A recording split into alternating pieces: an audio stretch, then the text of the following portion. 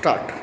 Hello students, आज हम पढ़ रहे हैं +1 कॉमर्स क्लास का सब्जेक्ट अकाउंटेंसी। हम ये सब्जेक्ट क्यों पढ़ते हैं, ये सब्जेक्ट कॉमर्स में क्यों इंक्लूड किया जाता है, इसके लिए हम देखते हैं कि जैक्ट अकाउंटेंसी हमने क्यों पढ़ा, क्यों बनाया हमने ये सब्जेक्ट अकाउंटेंसी। इसको एग्जाम्पल देते हैं। कोई भी बिजनेसमैन जब कोई बिजनेस शुरू करता है तो वो उस बिजनेस में क्या लगाता है, मनी लगाता है, फाइनेंस लगाता है, पैसा इन्वेस्ट करता है। तो वो सोचता है कि at the end of year मुझे बिजनेस में कितना प्रॉफिट और कितना लॉस हुआ, मेरा बिजनेस कहाँ स्टैंड करता है, how much amount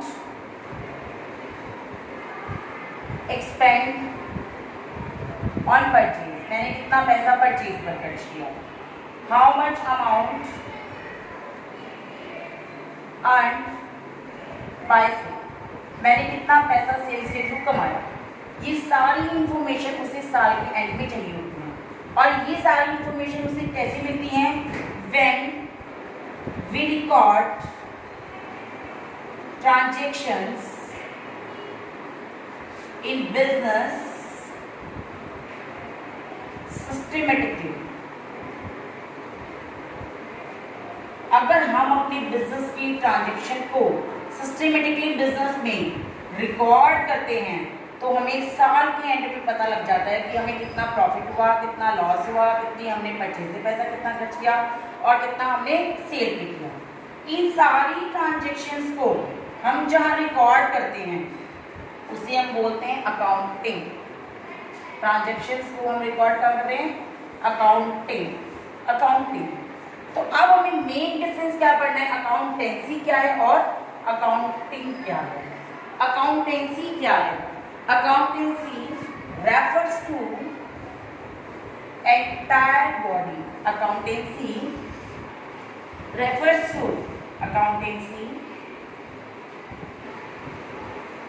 refers to entire body of theory and practice of accounting। Accounting करने के लिए जो हमें थ्योरेटिकल नॉलेज चाहिए वो नॉलेज हमें कहाँ से मिलती है? अकाउंटेंसी से। मीन्स आप सबकी बुक के ऊपर लिखा हुआ है अकाउंटेंसी, और ये अकाउंटेंसी आपको क्या प्रोवाइड कर रही है? Theoretical knowledge. इस थ्योरेटिकल नॉलेज की हेल्प से आप क्या करते हो अपनी बुक्स के अंदर? अकाउंटिंग करते हो। क्लियर है बेटा? अकाउंटेंसी और अकाउंटिंग में डिफरेंस क्या है? अकाउंटेंसी क्या है? एक थ्योरेटिकल नॉलेज है जिसकी हेल्प से हम क्या करते हैं? प्रैक्टिकल वर्क करते हैं, मीन्स अकाउंटिंग करते हैं। तो हम जो अपनी बुक्स के अंदर ट्रांजैक्शन रिकॉर्ड करते हैं वो क्या होती हैं? अकाउंटिंग होती हैं। अकाउंटिंग का मीनिंग क्लियर करने से पहले हम पढ़ेंगे प्रोसेस ऑफ अकाउंट। हम पढ़ेंगे टॉपिक प्रोसेस ऑफ अकाउंट। अगर हम प्रोसेस अच्छे से रिवाइज करेंगे तो मीनिंग ऑटोमेटिकली हमें क्लियर हो जाएगा। इसका फर्स्ट स्टेप क्या है? Identification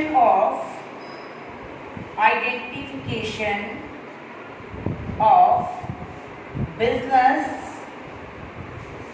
financial transactions and events। Transaction means exchange of goods and services. हम बिजनेस में जितने भी ट्रांजैक्शन करते हैं मॉनेटरी फॉर्म्स में, फाइनेंस फॉर्म्स में, उन सबको आइडेंटिफाई करना। एग्जाम्पल, एक बिजनेस है हमारे पास और बिजनेस में दो transaction. First, purchased goods, business में goods purchase, and second transaction paid electricity bill for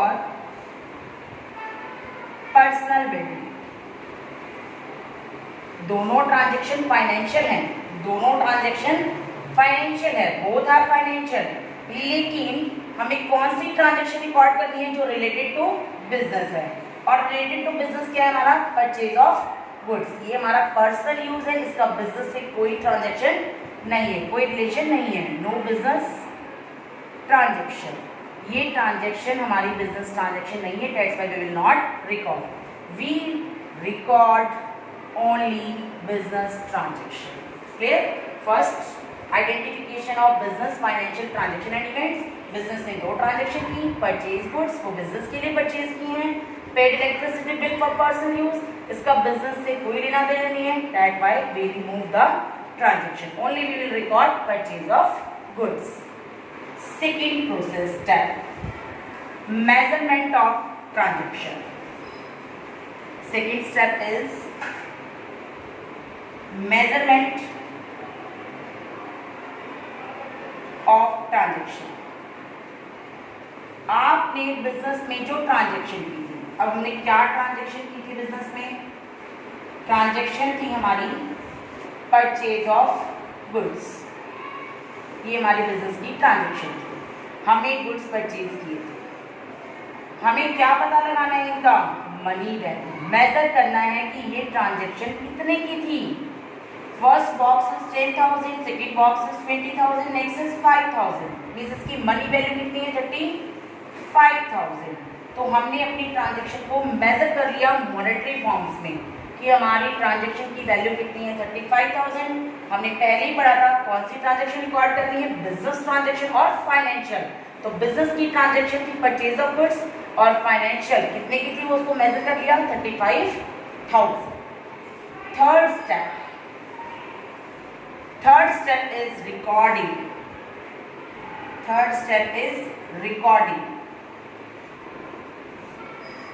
first step क्या था हमारा? सबसे पहले हमने क्या किया था? आइडेंटिफाई। इसके बाद हम सेकेंड स्टेप पे गए जिसमें हमने क्या किया? उसको measurement. Second step. Third step पे आ गए हम रिकॉर्डिंग। और रिकॉर्डिंग किसमें की जाती है? हमेशा बुक्स में। हमें पता था ट्रांजेक्शन क्या है हमारी? Purchase of goods. मेजरमेंट कितना है हमारा? 35,000। तो हमने एक बुक के अंदर रिकॉर्डिंग है, क्या रिकॉर्डिंग करती है हमने? Purchase of goods. कितने रुपए के गुड्स? 35,000। ये जो हमने रिकॉर्डिंग की है इस बुक को हम क्या बोलते हैं? जर्नल। इसको हम बाद में करेंगे, इसका एक पूरा डिटेल चैप्टर है। ये हमारी बुक है जर्नल, जिसमें हमने रिकॉर्डिंग कर दी परचेज ऑफ गुड्स ₹35,000। इसमें हम ट्रांजेक्शन सारी करेंगे, चाहे वो परचेज की ट्रांजेक्शन है, सेल की है, फिर परचेज की है, फिर सेल की है, फिर परचेज की, फिर सेल की, फिर परचेज की, फिर सेल की। Each and every transaction we are doing here. Recording. Recording की बात करते हैं हम फोर्थ स्टेप, क्लासीफाई। क्लासीफाई क्या कहता है? Fourth step classify.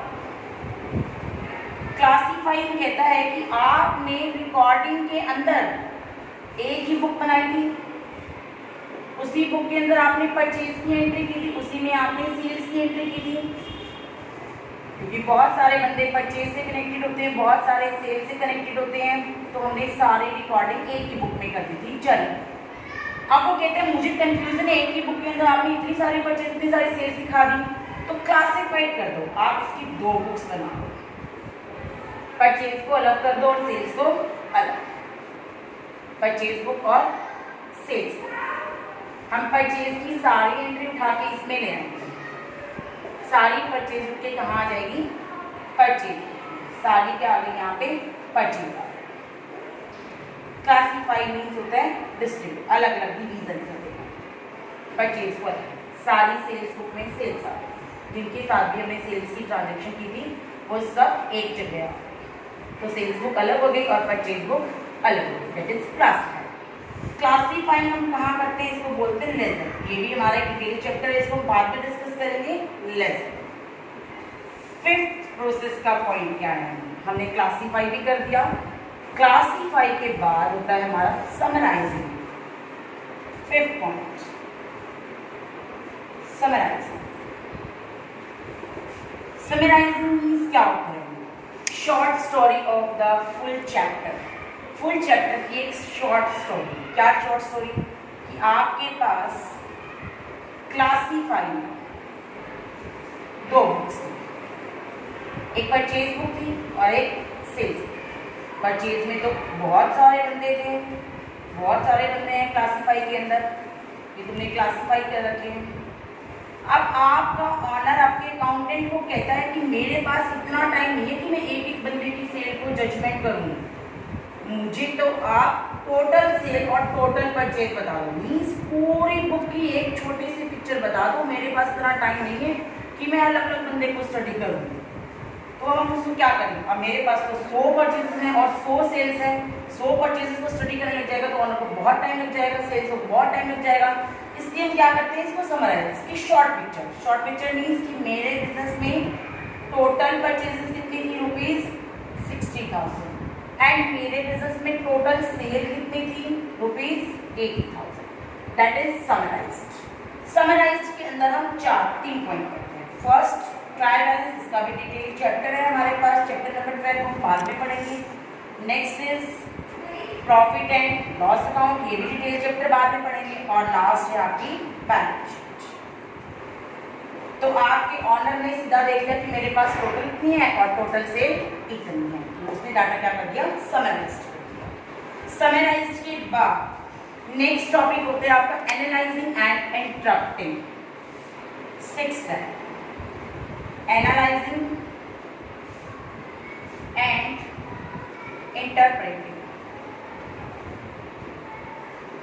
Analysing and interpreting क्या होता है कि आपने बहुत सारा डाटा समराइज कर सकता है। समरी बना रखी है आपने समरी बना रखी है कि मेरे पास बिजनेस में पूरे साल में टोटल परचेजेस 60 है, टोटल सेल मेरी 80,000 है, और भी बहुत सारी चीज़ें आपने समराइज कर सकते हैं समरी बना। अब आप सब कुछ समरी लेके किसके पास गए? अपने सीए के पास गए। सीए पूरी इस समरी को क्या करता है? स्टडी करता है। स्टडी करता है, स्टडी मीन्स इसको एनालाइज करता है। एनालाइज मीन्स वो इसके ऊपर विचार करता है कि ये जो चीज़ें आई हैं इससे आपका बिजनेस कहाँ स्टैंड करता है। एनालाइज मीन्स क्या होता है कि वो सीए इस सारी समरी के ऊपर क्या कर रहा है? विचार कर रहा है, और विचार करने के बाद वो उससे क्या निकालेगा? रिजल्ट निकालेगा, कंक्लूजन निकालेगा। इसका पूरी समरी को उसने स्टडी किया, फिर उसने उसके ऊपर विचार किया कि इसमें क्या क्या चीज़ सही है, क्या क्या गलत है, क्या क्या हुआ इसमें। उसके बाद उसने इस समरी को एनालाइज करके क्या निकाला? इसका फाइनली रिजल्ट निकाला। फाइनली रिजल्ट जो निकालते हैं इंटरप्रेटिंग, वो रिजल्ट अब क्या आएगा कि बिजनेस में एक्चुअल में कितना नेट प्रॉफिट हुआ या कितना नेट लॉस हुआ। आपने अपना रिजल्ट डिक्लेयर कर दिया, आपके सीए ने आपकी समरी को स्टडी किया, एनालाइज किया, और एनालाइज करके आपका रिजल्ट डिक्लेयर कर दिया कि हमारे बिजनेस के अंदर जो सेल्स हैं वो ग्रेटर हैं परचेज से, तो हमारे बिजनेस के अंदर 20,000 का क्या हो रहा है? प्रॉफिट। ये सीए ने आपका रिजल्ट डिक्लेयर कर दिया। जैसे ही आपके सीए का रिजल्ट डिक्लेयर होगा, आपने इस रिजल्ट को क्या करना है? कम्युनिकेट। Last point, communicate.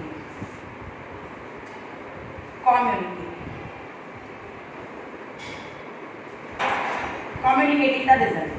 किसी भी कंपनी के पास जो भी बिजनेस का रिजल्ट आता है, वो रिजल्ट उस बिजनेस को क्या करना होता है? पब्लिक में डिक्लेयर करना होता है। बिजनेस को अपना रिजल्ट डिक्लेयर करना होता है, उसे हम बोलते हैं कम्युनिकेटिंग। क्यों करना होता है? बिजनेस में बहुत सारे क्या होते हैं? यूजर्स, बहुत सारे इंटरनल यूजर्स होते हैं, बहुत सारे एक्सटर्नल यूजर्स होते हैं, और ये सारे के सारे यूजर्स पूरा साल वेट करते हैं कि आपका बिजनेस एंड में क्या रिजल्ट शो करेगा। इसलिए आपका business at the end of the year जो भी रिजल्ट डिक्लेयर करता है, उस रिजल्ट को डिफरेंट यूजर्स को कम्युनिकेट कर देता है कि आज हमारे बिजनेस में ये प्रॉफिट्स हुए हैं और ये loss. That is the accounting process. Accounting process की हमने एक शॉर्ट फॉर्म बनाई है जिसको आप याद कर सकते हो। अकाउंटिंग प्रोसेस की शॉर्ट की, लर्निंग शॉर्ट की, आप इसे लर्न करने के लिए शॉर्ट की यूज कर सकते हो। लर्निंग शॉर्ट की, और शॉर्ट की क्या है हमारी? फर्स्ट पॉइंट था आइडेंटिफिकेशन, आई। सेकेंड पॉइंट था measuring, M. Third point is recording, and fourth point is recording के बाद classify, fifth is summarising, sixth is analysing and seventh and last is communicating. ये आपकी शॉर्ट फॉर्म है जिससे आप अपनी अकाउंटिंग प्रोसेस को लर्न कर सकते हो। तो एक बार जस्ट छोटी सी ले लेते हैं। फर्स्ट स्टेप क्या था हमारा? आइडेंटिफिकेशन। हमारा सेकेंड स्टेप क्या था यहाँ? मेजरमेंट, मनी वैल्यू काउंट करना। हमारा थर्ड स्टेप क्या था? बुक में रिकॉर्ड करना। हमारा फोर्थ स्टेप क्या था? रिकॉर्डिंग के बाद डाटा को क्लासिफाई करना। फिफ्थ स्टेप क्या था? उस क्लासिफाइड डाटा की एक छोटी समरी, समराइजिंग करना। हमारा सिक्स्थ स्टेप क्या था? उस समरी से उस रिजल्ट को एनालाइज करना। और सेवन जो भी रिजल्ट आएगा उसको कम्युनिकेट कर देना। तो इस सेवन स्टेप में क्या होती है हमारी अकाउंटिंग प्रोसेस। हम बुक्स में इस स्टेप टू स्टेप अकाउंटिंग करते हैं। अब जो हमने अकाउंटिंग प्रोसेस पढ़ी उससे आपके 3 क्वेश्चंस का एक साथ आंसर निकल जाता है। आपका पेपर आपसे पूछे प्रोसेस ऑफ अकाउंटिंग, आपका पेपर आपसे पूछे characteristics of accounting,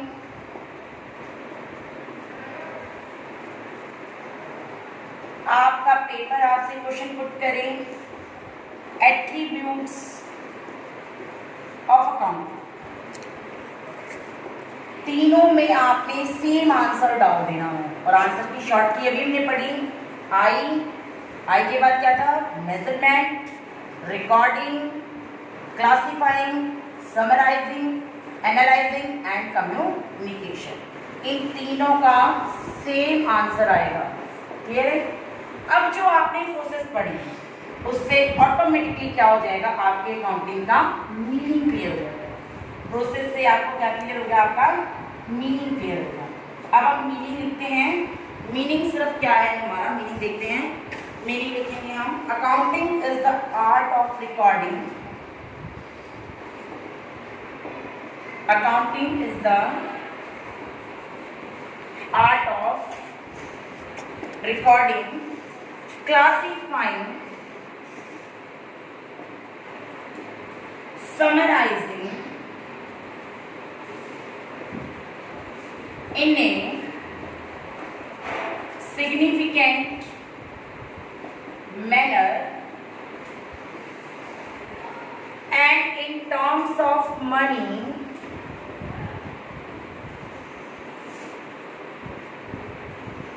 transactions and events which are in part of at least of a financial character and interpreting the results thereof। हमने जितनी प्रोसेस पढ़ी उसी से हमने इसका क्या निकाल लिया? मीनिंग निकाल लिया। हमने प्रोसेस में पढ़ा था क्या? Recording, classifying, summarising, systematic manner, terms of money transaction and events which are in part of at least financial nature, जिसका नेचर फाइनेंशियल हो, एंड इंटरप्टिंग द रिजल्ट, और उससे रिजल्ट निकल जाए। तो प्रोसेस से ही आपका क्या बन गया? मीनिंग बन गया। मीनिंग में देखो, रिकॉर्डिंग, अकाउंटिंग के डाटा को रिकॉर्ड करना, क्लासिफाई करना मीन्स डाटा को अलग अलग कर देना, परचेज बुक अलग, सेल बुक अलग, summarise total sale, total purchase, systematically manner, system से चलना, recording, classify, summarising, systematic manner, money transaction, वही ट्रांजैक्शन जो मनी में रिकॉर्ड होगी, फाइनेंशियल नेचर होना चाहिए, इंटरप्टिंग द रिजल्ट, उसका रिजल्ट भी निकलना चाहिए, मतलब उसको एनालाइज करके उसका कंक्लूजन निकलना चाहिए, और उससे आगे क्या करते हो? आप कम्युनिकेट करते हो। तो आपका मीनिंग यहाँ क्लियर हो गया। फिर आज हमने क्या पढ़ा? First topic, what do you mean by accounting and process of accounting. Thank you, have a nice day.